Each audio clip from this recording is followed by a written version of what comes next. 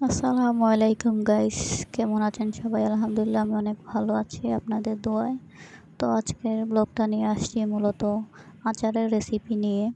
তো সিলেটে অনেকেই আচার খুব বেশি লাভ করেন, তো তাদের জন্য এইটা। তো অনেকেই আছে যে ভালো মানের বা হোমমেড আচার পান না খুঁজে, তো তারা আমার পেজে নক করতে পারেন। তো এখানে আমি লিখে দিছি কী কী আচার মিলবে।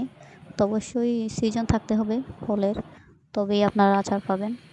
আর আজকে আচারগুলো আমি বানাইছি, মানে কিছুদিন আগে বানাইছি, আজকে না, কিছুদিন আগে এগুলো বানাইছি। এগুলো আমার অর্ডারে ছিল প্রায় 20 কেজি আচার। তো 5 কেজির মতো ছিল আমের জেলি, সেগুলো আমি আর ভিডিওটা নিতে পারিনি, শুধু একটু অল্প ভিডিও নিছি।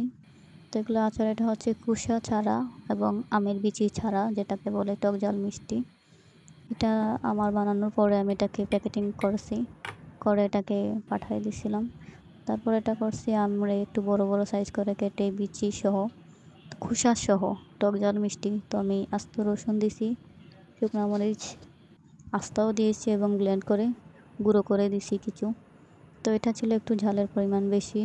অ্যান্ড থ্যাংক ইউ গাইস, আল্লাহ হাফেজ।